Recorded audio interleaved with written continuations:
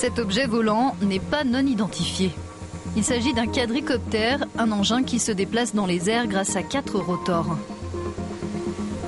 Il a été mis au point dans le cadre d'un projet de recherche européen visant à faire voler des robots.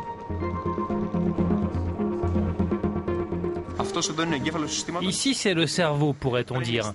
Là, ce sont les capteurs et les hélices. Les données relevées par les capteurs arrivent au cerveau qui calcule en temps réel s'il y a une erreur de navigation et agit sur les hélices pour la corriger.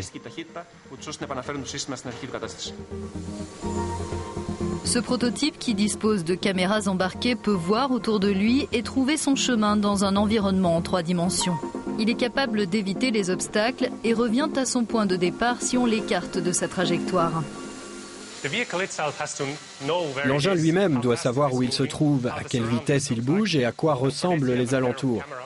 Pour déterminer tout ça, on a 2 caméras au centre, des LED haute puissance pour éclairer les lieux et une unité de mesure inertielle qui nous donne la vitesse angulaire et l'accélération. Donc l'engin sait exactement où il se trouve et il reprend sa position initiale si je le pousse.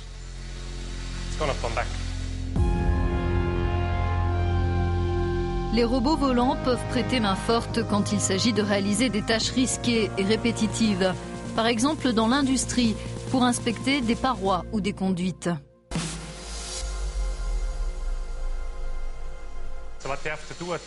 Aujourd'hui, ce qu'on doit faire, c'est fermer le site et charger des employés de faire cette inspection en personne.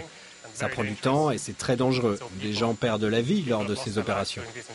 Nous, on essaie d'envoyer sur place un seul ou alors toute une série d'hélicoptères qui feront un contrôle visuel et fourniront un modèle 3D de la chaudière. Ensuite, on peut contrôler personnellement certains de ces éléments. La conception du robot volant peut être adaptée pour qu'il puisse attraper de petits objets ou utiliser des capteurs à ultrasons pour analyser la composition de certaines parois. Les fonctions automatiques de l'engin facilitent la tâche de celui qui le contrôle.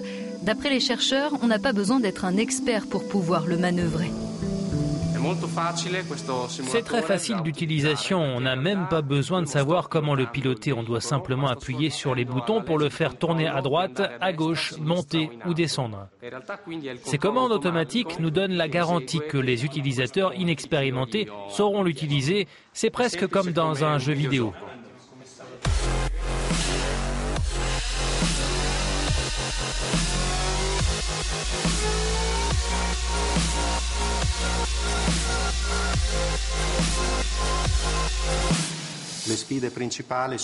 Les 2 principaux défis avec ce genre d'engin, premièrement, ils sont destinés au vol autonome dans un environnement qui n'est pas connu a priori.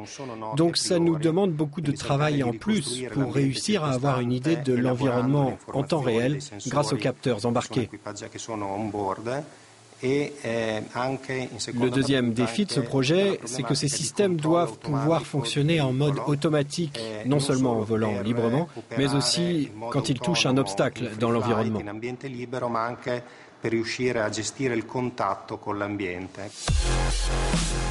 Dans les années qui viennent, les robots pourraient bien rendre de précieux services aux hommes et donner une nouvelle dimension au processus d'automatisation dans l'industrie.